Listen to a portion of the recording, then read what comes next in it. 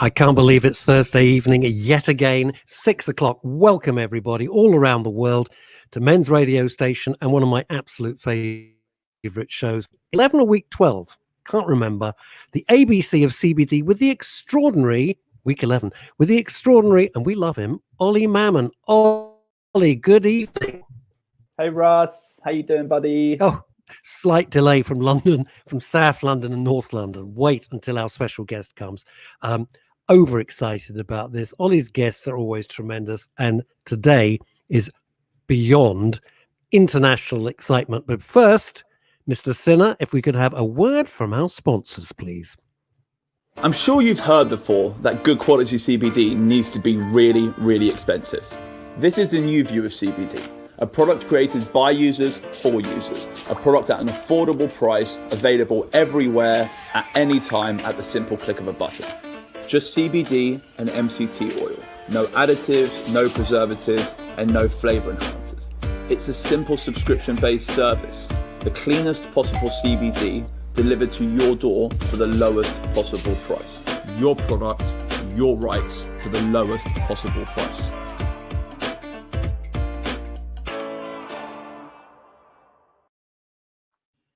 Fabulous. It's the Tincture Club. And what makes me so happy, Ollie, is that our listeners, as I said, all over the world, because of this show, because of you, because of your enthusiasm and your amazing guests and your depth of knowledge, are trying CBD oil, like myself, for the first time. And the reaction is just great. It's what I love is getting the messages from people and they're saying, you know, I tried it, I gave it a go. My sleep is better. I'm more relaxed. I'm this, I'm that. Wonderful. It really is. Ollie, I'm a bit overexcited having had a little preview of your special guest. I'm going to leave the introductions entirely to you. What's up, everybody? Welcome to week 11. Oh my God, they haven't banned us yet, which is fantastic. No? Yeah? Have they banned us? No, they haven't. No, that's it. So basically, no, I'd have to write to my Ollie. I'd have to write to myself, man. So yeah, welcome to episode 11 of the ABC of CBD. The last 10 weeks, 11 weeks have been absolutely incredible. I'm going to make a very quick introduction and we're going to bring in our guest straight away because, well, she's absolutely incredible and the depth of knowledge contained in this week's guest is just fantastic. So let's just start. Our guest this week is Dr. Sandra Carrillo. For those of you who know her, she doesn't need an introduction. For those of you who don't know her, she is absolutely awesome. Now, before we meet her, I want to give you a little breakdown as I usually do. Dr. Sandra Carrillo comes from Colombia. Okay, she actually lives in between Colombia and Panama. She's very heavily involved with the medical cannabis industry out there, very heavily involved from a government level all the way down to a patient care level. Colombia legalized medical cannabis about 4 years ago. And just like the UK now, many doctors were very uneducated in this new concept. The idea of a form of banned substance being a potential life-saving medicine can be a hard pill to swallow. Doctors were generally opposed to the idea of cannabis as an alternative medicine, let alone understanding the plethora of different compounds contained in the cannabis plant, which when used correctly could be a natural replacement to damaging pharmaceutical compounds. If doctors can't see the hope, then patients won't get that hope. Now, I do understand it's very hard to change the way you think. Human beings are creatures of routine, and we find comfort in repetition. We learn through constant repetition. It's what we do as people. Doctors are just people too, trained and taught in the same repetitive way. However, it's important to acknowledge that medicinal practice, all right, is always changing. Medicinal application is always changing, and modern medicine as we know it is adaptive. Over the last 100 years, medicine has changed constantly. They're less likely now to cut off your limb, less likely to cover you in leeches, less likely to drill a hole into your brain in order to relieve some form of adverse pressure. But doctors are still more likely to dose you up with pharmaceutical meds designed and manufactured in laboratories. Doctors have grown accustomed to prescribing these pharmaceutical compounds, which they have lists of on their desk, and cannabis needs to be added to that list for kids like Taneen's daughter. And hundreds of thousands of other children around the world and adults around the world who can also benefit from cannabis and CBD and other things like that. Today, our National Health Service has more homeopathy, more therapy-based treatments, and more alternative treatments than ever before. Cannabis needs to be adopted more actively alongside these new age medical practices, especially now it's legal. All right. As it was brought up by Dr. Barron and Dr. Callie Seaman, cannabis is not on any medical curriculum in the UK. It's not taught about in any capacity. You might even say that the medical system is kind of working against cannabis, especially now cannabis is medicinally legal and it can be prescribed, used, and recommended, but it's not happening. All right. And it's a strange one because, you know, you have this system where they are allowed to use this compound, but they are not. Pro-medical cannabis, sorry. Yes, it's not happening. The medical curriculum itself might briefly touch upon the concept of the endocannabinoid system, like we discussed, the receptors around your body. And that's basically the level of positive cannabis education that will be provided. They'll definitely mention the detriments of cannabis use and facts regarding psychosis around cannabis and the mental health damage, and a lot of the negative effects of cannabis are still being taught in the medical curriculum. However, the positive effects, the pro-medical cannabis education, understanding different cannabinoids, how they work, how they interact with other compounds, and what's right for the end user, it's not being taught and it's not being learned. Actually, like we discussed with Tanine, cannabis is seen as a last resort product. It's seen as a private prescription product. There's no NHS subsidies, and it's very costly in order to get a prescription. It's not easy. As we discussed with Callie Seaman, cannabis is not a cure. It's a life course treatment. And street cannabis is not consistent enough. Prescription cannabis is overpriced, and the variety of products available to end users is very limited. There needs to be a new middle ground. Cannabis is still, unfortunately, heavily demonized by a large majority of medical professionals. And to be honest with you, I understand why. It's simple lack of meducation. So meducation, medical education. Meducation. I like it, no? Like that. Exactly. Meducation. Meducation. Yeah, I thought you would love that. It's brilliant. I love it. Exactly. I do love it. I love these new words.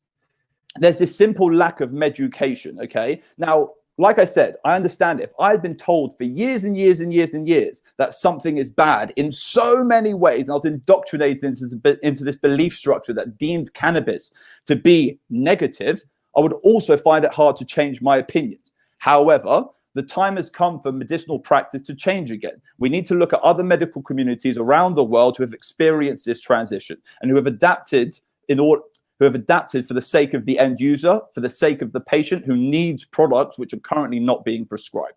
Change is not easy, but it is necessary. And our guest today, Dr. Sandra Carrillo, has dived headfirst into this change, making this transition. Dr. Sandra Carrillo has been a GP for 25 years. She has made the shift from conventional medicine to cannabis medicine, from being a non-believer to a believer, a pessimist about cannabis to an optimist about the benefits of it. Dr. Sandra Carrillo educated herself in order to become what she is today. She's now the educator of others, a very big advocate in her part of the world when it comes to cannabis. And she actively works with patients to prescribe them cannabis. So she has really become a cannabis doctor, you know, and there aren't many of them in the world in general. They don't really exist because, you know, most of these doctors are still on the fence about whether or not to join this new green revolution. Yeah. Dr. Carrillo has started this never-ending journey of becoming a cannabis expert, encouraging others to join her as she goes from strength to strength for her patients, because that's what it's all about. It's all about the end user. And when I spoke to Dr. Carrillo, the main thing I got is about the end user. So without further ado, without any more delay, let's bring on Sandra Carrillo because she's incredible. Thank you so much, Oliver. Thank you. Wasn't bad. Hola. That was a good introduction. Thank you so much. I feel very pleased and honored and happy to be here. Thank you, Oliver, for the invitation and to Ross too. This is amazing. And for me, it's like a dream to be able to see all the countries, different continents, doctors talking about medical cannabis. As Oliver mentioned, education is my passion, and I've been traveling all over the world lecturing. I trained myself in Canada and in the States and in Latin America.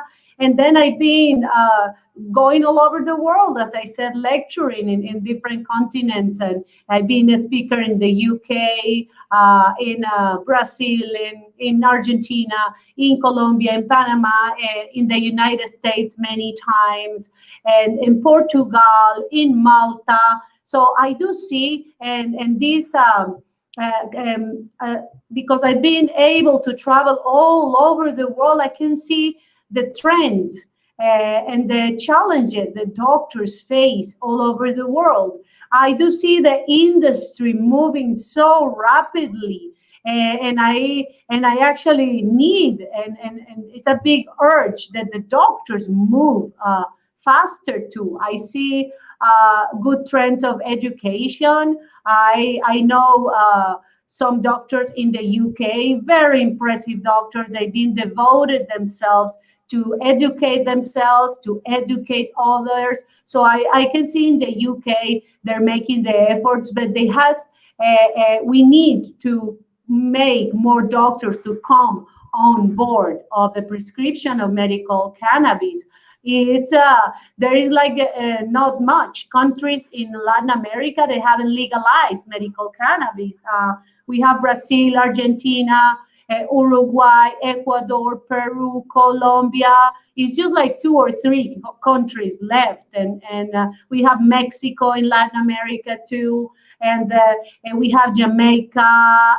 It's incredible the trend that we see all global. And all these years, I've been going to Israel, where I find fascinating how the doctors in there have been pioneers.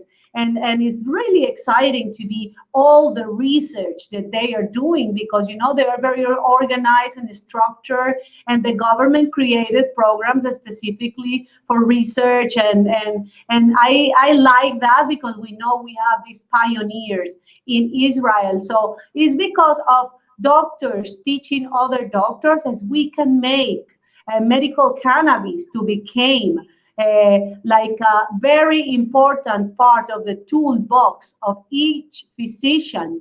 I always say we as doctors, we have the obligation to be able to talk to the patients and explain them what is the endocannabinoid system, why the patient may be a good fit or may have an indication for using medical cannabis. But what I cannot conceive is that the patient go to the consultation to the doctor, and the doctor gets upset and said, "Get out of here, don't talk to me about medical cannabis, that is not right, that doesn't work." Because, you know, we need to be more open to science. And just yesterday, the UN removed cannabis from Schedule 4. So they recognize that the cannabis has medicinal properties. They had them in this classification along with heroin, that is the most dangerous drug with no medical value. It's crazy, isn't it? It's crazy, isn't it? That cocaine and heroin and derivatives of that nature, and, you know, like literally destroying compounds which destroy lives, were categorized and classified in the same box as cannabis. It's just crazy, isn't it?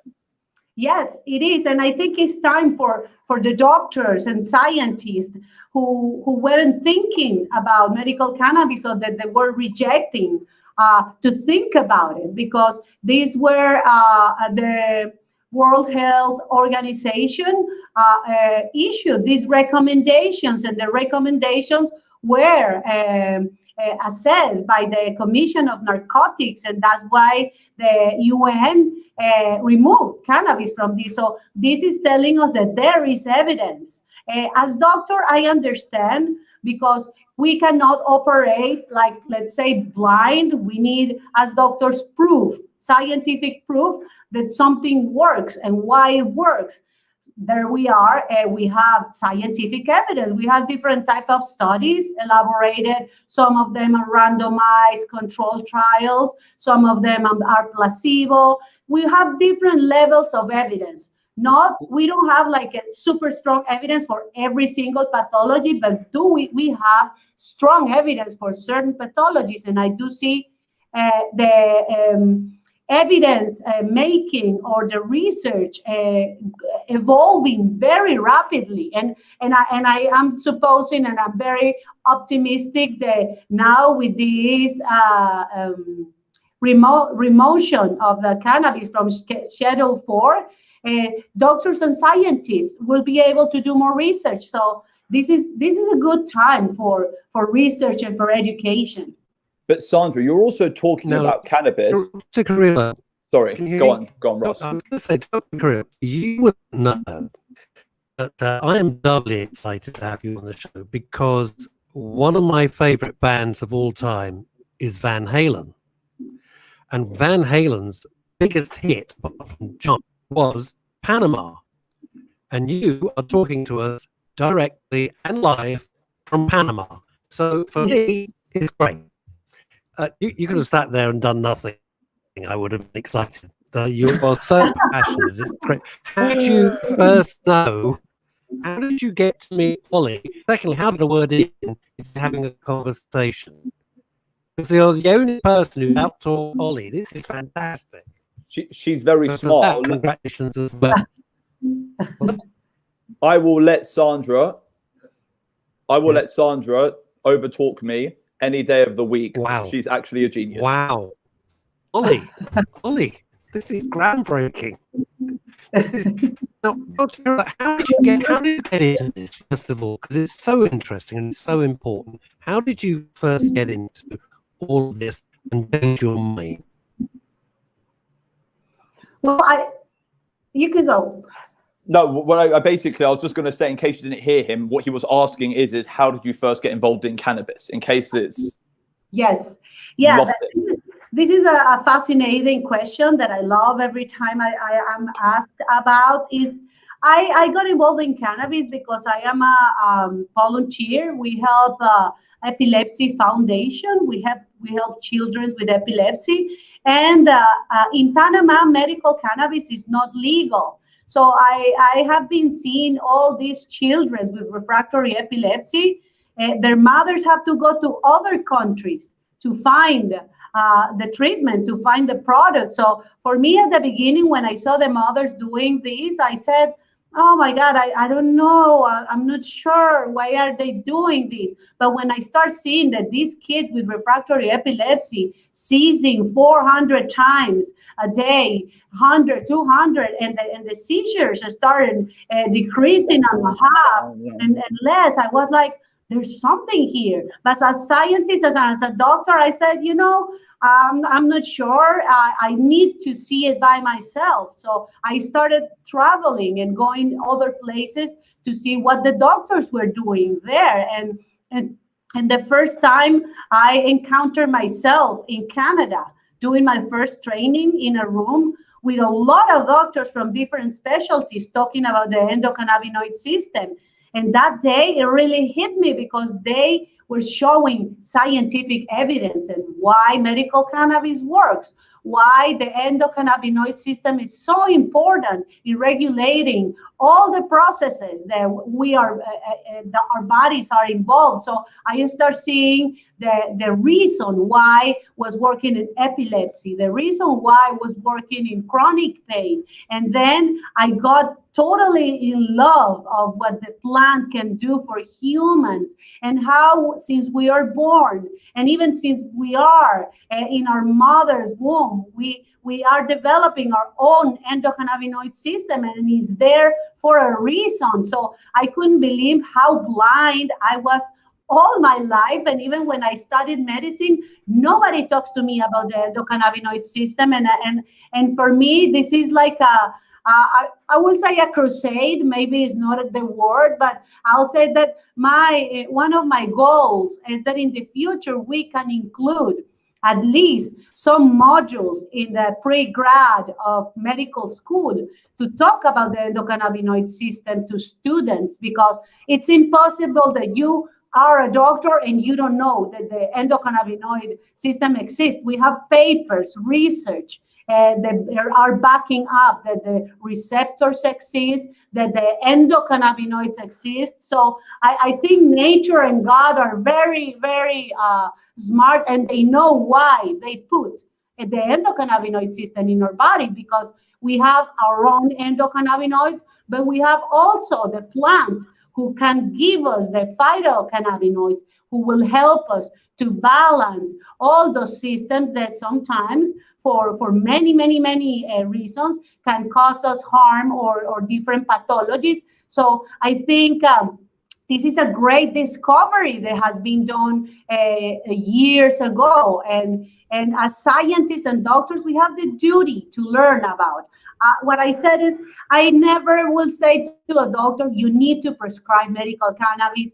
No, it's a personal decision, but something that is a duty is that you need to learn and you need to know what is the endocannabinoid system, because as a doctor, it's like you don't know about what is the lymphatic system or what is the cardiovascular system. I mean, you are missing one part. So that's, for me, education is so important.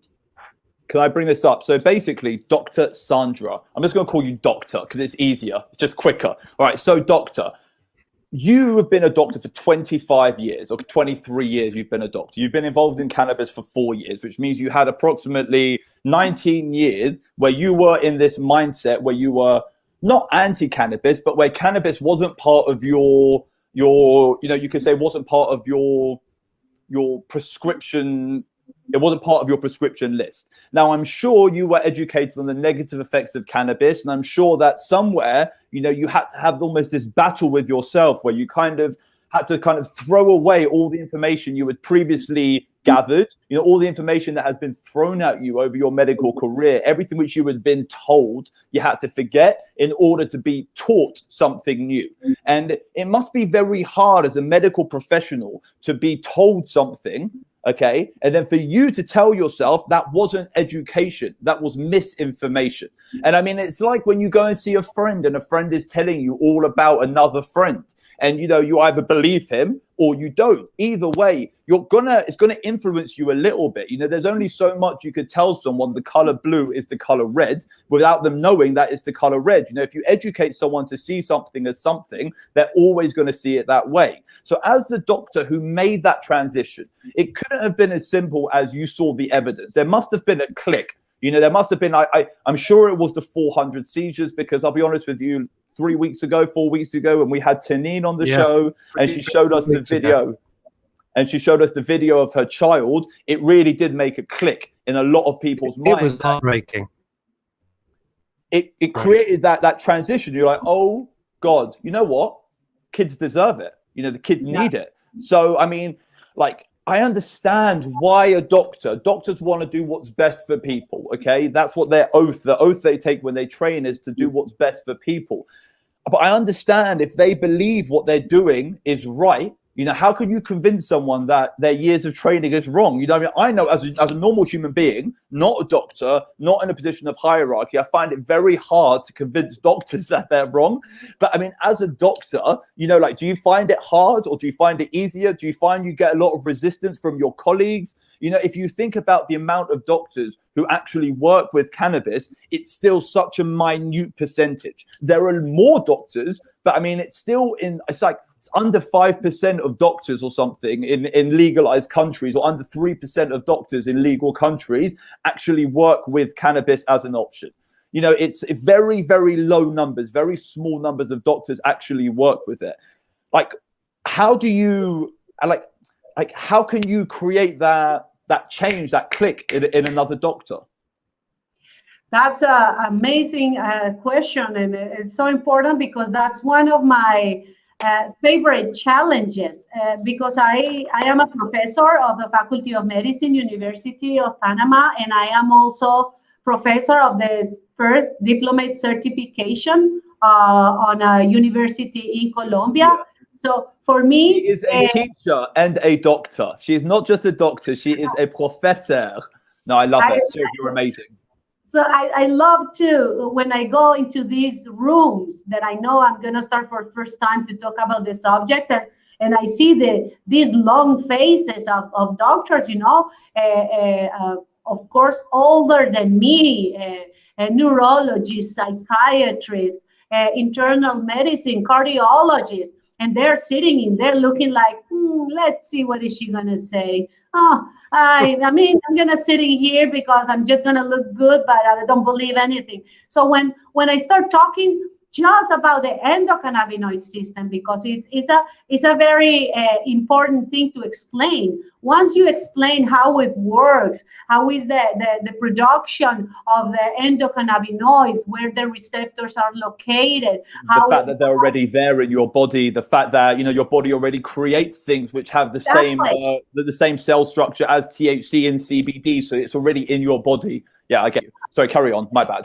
And it's okay. And it's not just about me talking because everybody can talk. Is that I bring into my classes papers, scientific evidence showing this guy this year discovered this receptor. This guy this year, and here's a whole paper when they started from in vitro, in vivo, animal models, then human. So you start going through the evidence. I think the biggest catch, I say, for a doctor is the evidence. When you present evidence, there's nothing to say. The evidence is there. There's papers. It's being studied in animal models and humans. Of course, we want more numbers of patients, better quality of studies, but nobody can say that there's no evidence. We have different levels of evidence, but I've seen scientists all over the world doing research regarding to medical cannabis, and I expect the next 5 years a huge amount of research and new discoveries regarding to cannabinoids and the endocannabinoid system being released, and I'm so excited and I cannot wait. So for me, teaching is very important, as you said, Oliver, because if we don't have doctors trained and aware and willing to prescribe medical cannabis, the only ones that are going to be suffering are the patients, because the patients are going to be missing to have the alternative, to have better quality of life. So we have to think about a patient not as a symptom, as a diagnostic. It's like a global, a whole being, mind, body, spirit. So we cannot treat just, oh, you have a headache, I give you a Tylenol, headache is gone. You have to see why is the headache being caused. So many things and I do think that medical cannabis humanize doctors a lot. And I've been seeing this not just because it's plant medicine and we feel grateful with the universe and with earth because it's giving us medicine. This is an ancient medicine that is being used for thousands of years, even before Christ. It's not that we are inventing anything. It's been around for years and used in Chinese medicine. So I think that it's very important educating doctors, and that the doctors open their minds. It doesn't mean, as I said, and I say always in my lectures and in my classes, I don't pretend you to become immediately a prescriber, but I pretend you to be responsible enough to be able to answer a question of a patient, or to be responsible enough that if you see that the patient could benefit for this treatment, and maybe you don't know how to do it, refer it to somebody that they may have the training. But don't say to the patient, get out of here, you're talking about cannabis, I don't believe in that, because we have evidence overwhelming from all over the place, from all over the world. So we need to be open-minded as doctors, because all of this is on behalf of the patients. We are not doing it for ourselves. It's because it's our duty to help the patient. If we know this can help, why we will deny the opportunity of a child with seizures, of a patient dying from cancer with a lot of pain, with not able to eat. We have the right to live with dignity, but we also have the right to die with dignity. So that is so important for me to keep educating doctors.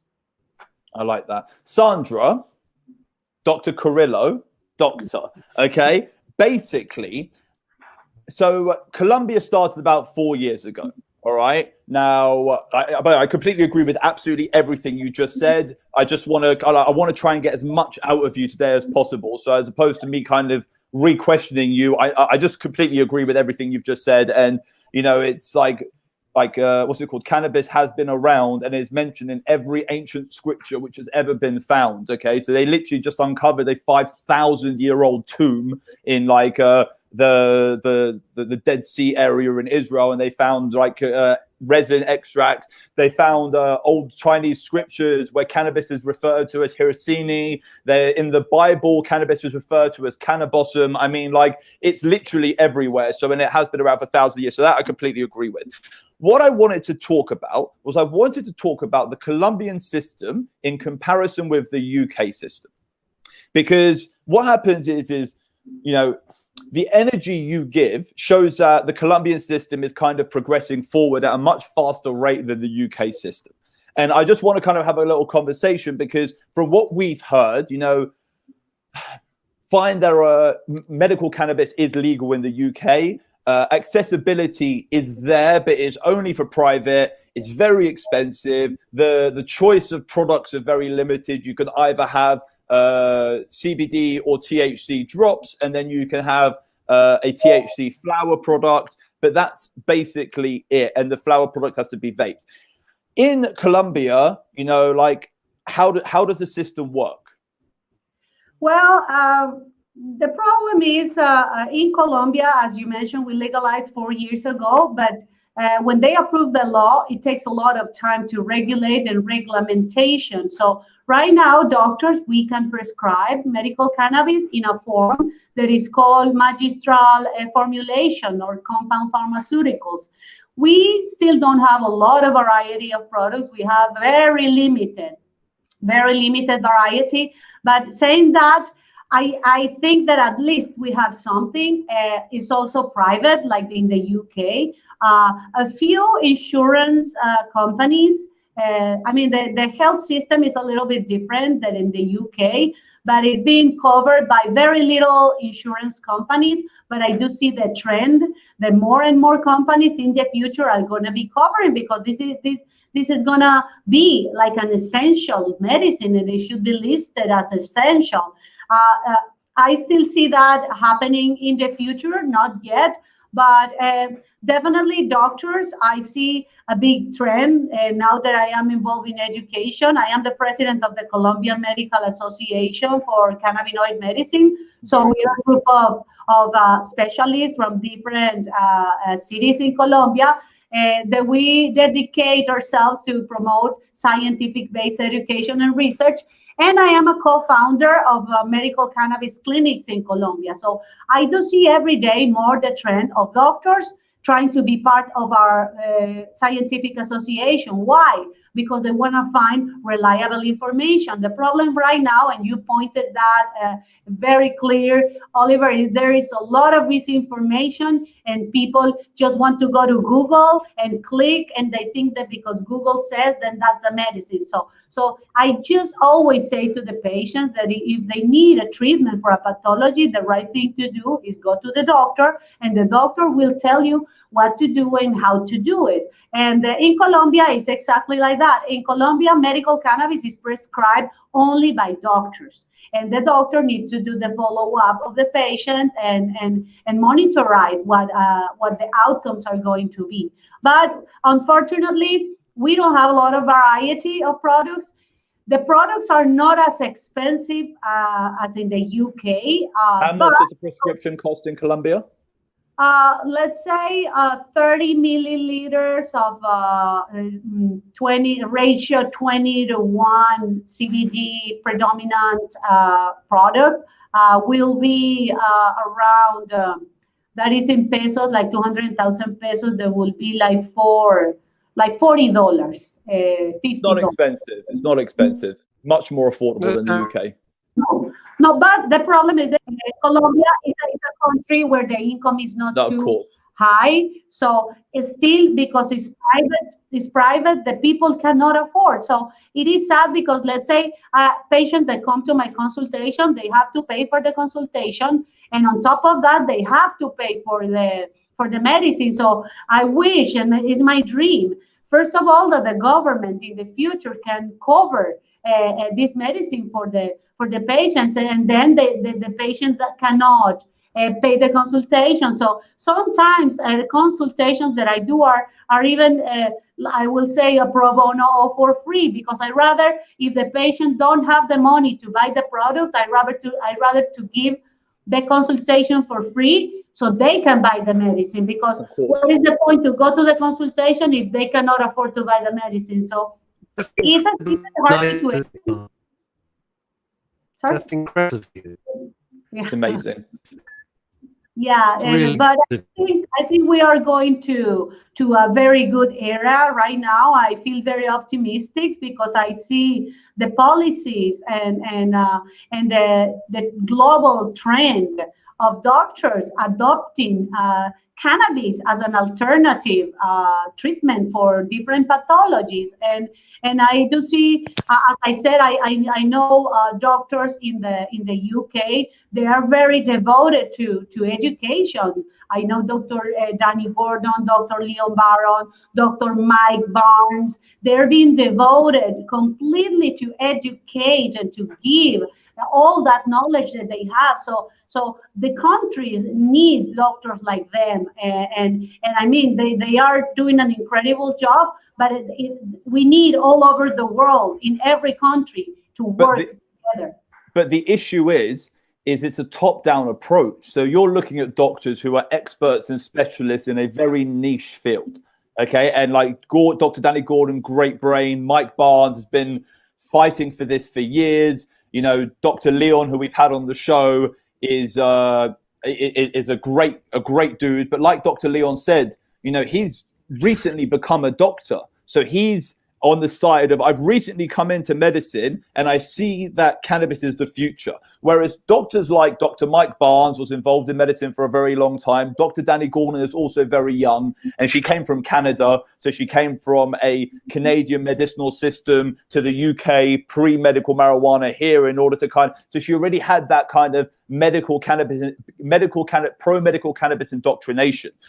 The issue is when you're dealing with a curriculum that doesn't teach cannabis, and lecturers who have been lecturing about medicine for 30 years, who are so opposed to cannabis as a compound, who are so opposed to cannabis as a plant, that how do you rechange the educational structure from the top? Now, you created your own educational structure. You created your own educational system. I assume you did that because the educational system, the standard, didn't want to change, or because they were like, how do you change a national curriculum? How can you change, how do you go and teach people who don't want to learn about cannabis that cannabis is what they need to teach other people? And how do you go and tell someone that you need to forget everything you've ever learned about epilepsy? This is what you need to be prescribing. It's this whole, you know, that the top-down principle of experts trying to encourage other doctors to be educated is fine.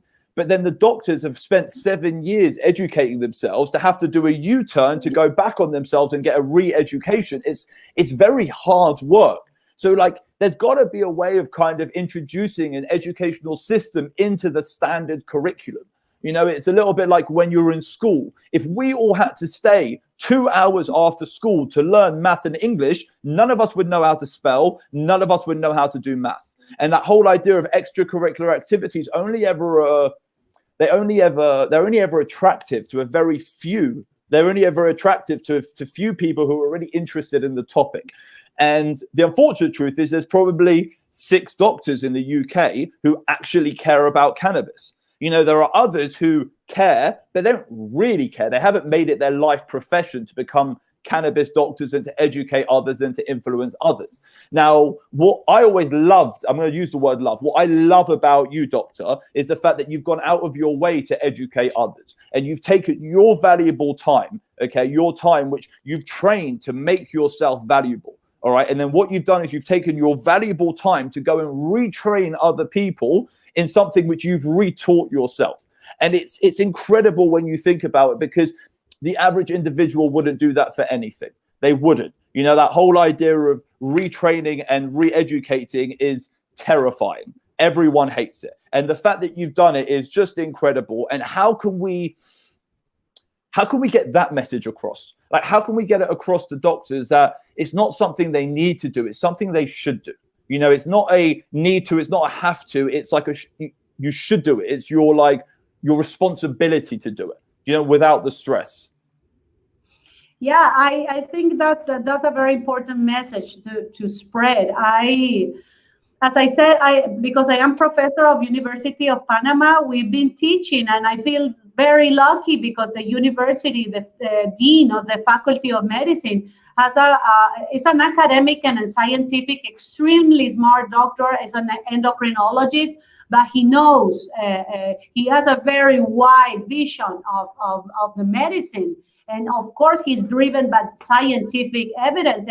And we started teaching students in here of School of Medicine. I've been giving some lectures to the students about endocannabinoid systems, scientific evidence, and I am very excited about that because it's still not in the curriculum, but we are exposing the students of pharmacy, nurses, and doctors, physicians, into the theory of the endocannabinoid system, how it works. So, and in Colombia, I created along with a group of doctors from Israel, an educational platform, and I made an alliance with one of the biggest universities in Colombia. So we created this curriculum for a postgraduate training certification.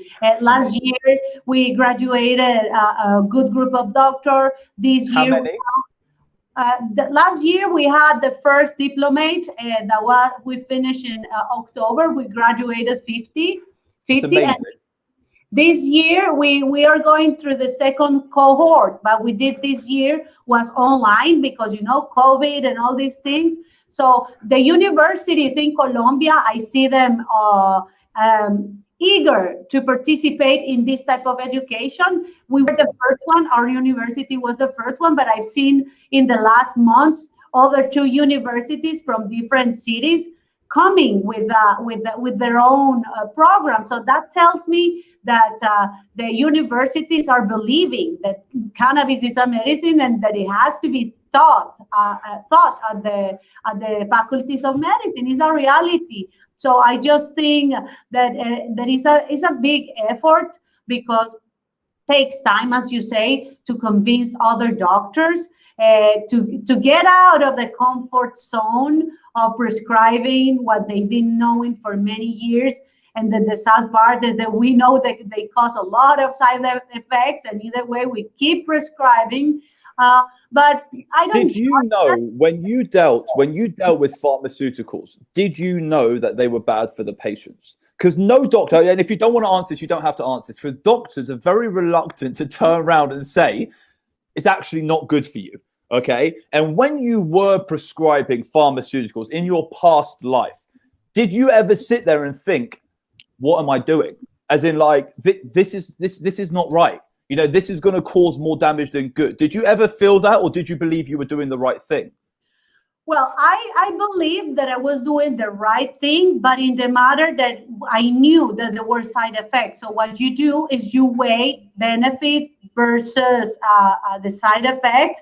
And most of the times when a doctor prescribes, let's say, an antibiotic, right? You know you need to kill the infection, right? But you know that because you're killing that infection, you are killing the intestinal flora too. That you need the microbiota. That you are messing up with other systems. But even if you know that that's happening, you know that it's more important to kill this bacteria, that it could go into the bloodstream and cause a sepsis. So it's a very, very hard thing because either way, well, doctors, we are not all doctors are involved in product development. So usually we've been taught about, it could be a minor side effect, or it could be a little side effect. But what we've been developing and the knowledge year by year is what they call little side effect. It's not that little. And that the clinical practice, you see, they said that is very rare complication. I don't think it's that rare, because you start seeing the complications in many patients. So you start thinking, what are we doing? I mean, sometimes we have to do it because it's a matter of life or death. We cannot leave a patient without an antibiotic because infection can kill the patient. But it's very hard. It's very hard to balance. And on the other side, when you've got, like in America, you have that, I want to use the word pandemic, but it's not the right word. You have that, the issue with all the pharmaceutical medication and stuff like that in America, with like the oxycodone and stuff like that. And these are prescription pharmaceuticals which doctors know are dangerous. Now, when it comes to a lot of people who use cannabis are using it for pain management. Okay. And like when you prescribe cannabis for pain management, you know full well that the side effects are what the side effects are. If someone uses too much, they'll have a bad reaction. But generally, it's not killing them whilst it's helping them. Now, with opioids and other issues like that, when I assume as a doctor, I assume Colombia might not be as bad as America, might not be as bad as the UK, yeah. But opioids is still very much part of the medicinal system. When you were prescribing opioids, did you feel that?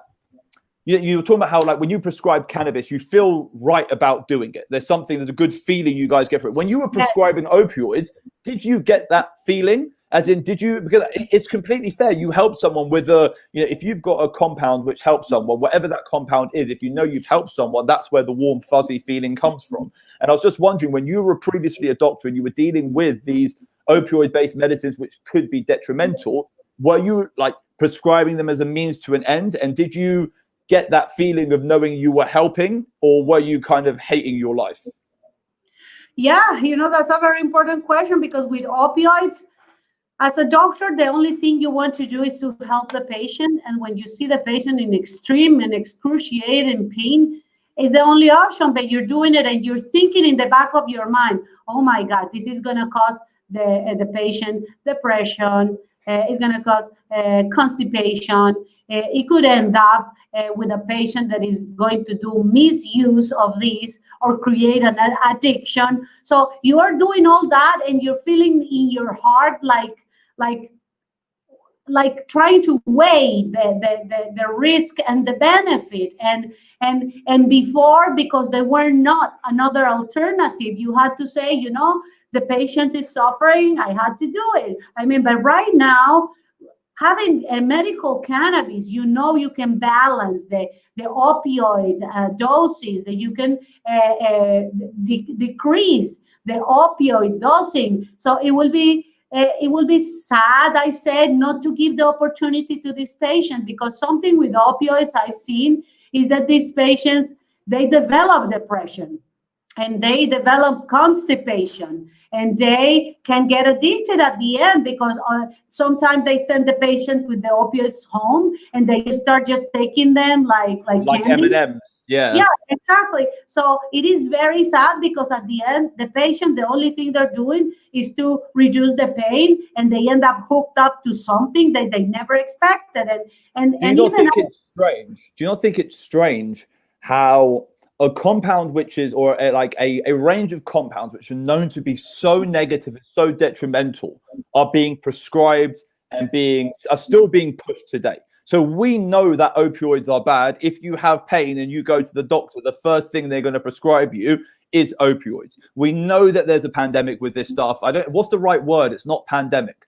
It's like we know that there's a massive issue, a global issue with pharmaceutical-based opioids, but yet doctors still prescribe them.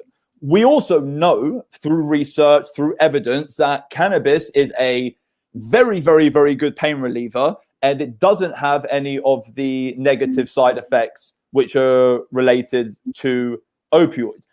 Why would a doctor still push an opioid over a cannabis? As in, like what's going through a doctor's brain to think that, opioids are still okay? Do you understand? As in, it's just a bit, it messes with my head as a potential patient of the system, why a doctor would give me something which is damaging to me, as opposed to a doctor giving me something which is not damaging. I think this is a very important subject that you're bringing. I do think, and I speak for my own ideas, is that we all doctors, we do the best we think for our patients. We always go through the premise, do no harm. What we don't want to do is we don't want to harm the patient. So But I think that right now that the medical cannabis is out there, that there is scientific evidence, that there is regulated product, because I could understand before, maybe some doctors don't feel comfortable saying to the patient, oh, go to the dispensary, buy a flower and see. Now we have evidence, we have scientific evidence, we have doctors, we have an idea of dosing, and now we have preparations, tinctures, and different types of presentations that we can offer to the patient. So if we have those tools in our hands, why don't we use them? Why are we using opioids instead of?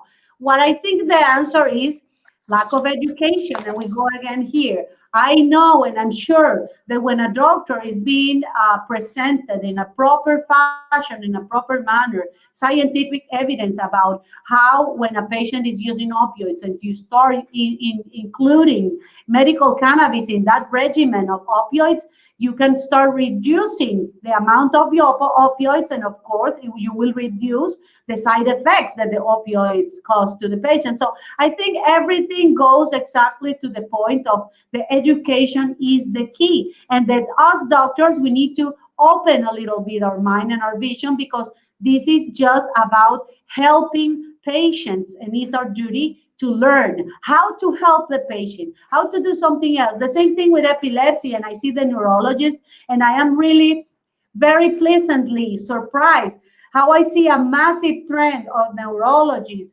going towards cannabinoids. Because when you see a child seizing 400 times and you've been giving them 4 or 5 medications, there's nothing else, what is that doctor gonna do? So now they have this tool that they know it works, so use it. So I think we're gonna see eventually with the time, more doctors including medical cannabis to treat different pathologies. We see this global trend with epilepsy, and I am very happy about that, seeing rooms full of neurologists, neuropediatricians, epileptologists, creating guidelines in how to use cannabinoids in epilepsy. For me, that is like a super win there. But I want to see more doctors from different specialties in psychiatry, in pain management, going on the same trend, seeing, there is the value, talking to their own colleagues and say, we can use opioids, but less amounts, or maybe we don't need to use them. We don't need to put the patients on the full-blown high dose of opioids, because we know what happens, but still we can help them. I mean, this is all about education. And I think that the tendency right now, and I am very optimistic and see that doctors and scientists are going to be opening more and more their minds and their hearts, because you have to be open to do this for the patient, to get out of your comfort zone, because you need to study again. And the way to do it, and I see doctors reluctant to prescribe. Why is the number thing that they tell me? I don't prescribe medical cannabis because I don't feel confident. I don't have the right training in how to do it.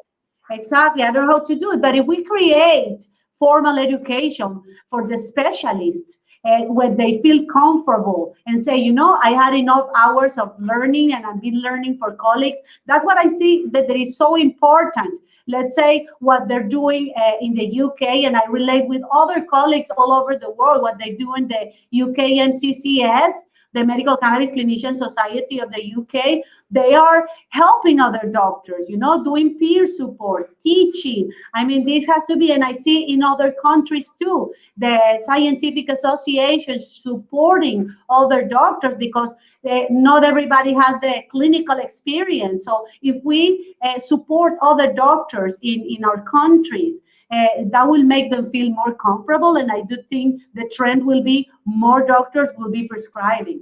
Sandra, have you only ever learned from doctors, or have you also learned from other people in the community? Oh, I learn a lot from people in the community too. And this is very important. So in the UK, we actually talked about this 2 weeks ago with Dr. Callie Seaman, and we talked about it. We discussed it as the hidden knowledge. Okay, it's all of the information which is known about cannabis, which is not held in the hands of academia. It's not held in the files of academia. So everything which we know about medical cannabis, which isn't known by the doctors, because it's practical, not theoretical. So like strain identification, terpenological understanding what different extracts are, different street extracts contain, understanding the differences between different terpene blends and what direction it gives to the product, etc. And we were talking about this hidden knowledge. Now, one thing which I found in the UK is doctors are very unwilling to learn from people who are not doctors. There's a separation between the black market and the medical green market. How do you recommend we create a bridge? Because as someone who's gone out there and you've learned from the community, you're a doctor. You're one of I'm not just saying this. You really are one of the better cannabis doctors on the face of the planet. Why? Because education never stops for you. You've got this mentality that doctors need to carry on learning, and everything you've learned has been really for the patient. You haven't even learned what you've wanted to learn. You've learned what you've needed to learn. And what would you say to doctors who are reluctant to kind of communicate with the black market or the underground market, where there could be a fantastic amount of information which is being ignored? I think, as doctors, we always go first for the scientific evidence, right? And once we feel comfortable with the scientific evidence, since there is not a lot of clinical evidence or what we call about real world evidence accumulate. I mean, there is a lot. It's not that there's not a lot, but of course, I always learn from people. I learn from growers. I learn from extractors, because there is things that they are not written in the literature of the scientific evidence. There is things, let's say, about terpenes, about other compounds of the plant, about different chemovars that they are not specifically described in medical literature. So I think it's very important to have a balance. I understand the position of doctors, and as a doctor, first, and I always hear this, doctors, as you said, doctors just listen to doctors, right? But I learned something is you have to listen also to the patients, and with the medical cannabis is something very, very particular, is that the patient is the one who comes to the consultation asking for the treatment. Usually is the doctor the one who tells the patient, you have to take this and that, and sometimes the patient doesn't even know what is he taking, but he's taking it with his eyes closed, without blind faith.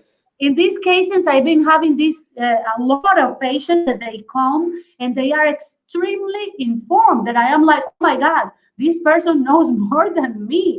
They know what is going to happen, how it's going to happen. And they said, I need three drops. I need 3 drops, exactly 30%, 66%, okay, with 4% terpene blend of this and that. Get it ready for me. And then you're like, how do you know this? Like, how do you know this? Because you know your body. And me, I am a doctor, and I'm not assessing what is happening with the patient, but I don't know what I mean, you as an individual person, you know how your body reacts to different things. I am your doctor, but I cannot tell you what is your body doing. You know yourself. So I think that it's very important to listen to the patients, because they can give you very valuable information. And we have to be humble about this. Of course, we need to study and guide ourselves with the scientific evidence and have some protocols and guidelines and be ruled by the ethics and all these. But we need to listen. The patients, they come with I've been having like extremely knowledgeable patients that they've been using the medical cannabis for many years, and they just want to have like a regular prescription for something that they couldn't get before. And of course, it's our responsibility, first of all, to assess if the patient really needs the treatment or not, because there's patients that they're coming trying to play smart, pretending that they have this and that. So as doctors, we have this big responsibility when a patient comes asking for a prescription of medical cannabis, to identify if the patient really needs it, and to be able to explain how and why they use it or they shouldn't. Because we know that we have patients with mental illnesses like schizophrenia, for example, that they shouldn't be using specifically THC. So in here, it's just like, I think that medicine is an art too. And with medical cannabis, we have to... Sandra, okay, we have 25 seconds left. So I just want to say, that was incredible. The hour went so quickly. I promise you, this is not the last time. I promise all you listeners, this is not the last time you're going to see her. She will come back again. She will be back again in the new year. We'll get her back so much because she has so much to say. And as everything changed. But listen, great show tonight, guys. We love you so much. And that's it. Thank you so much.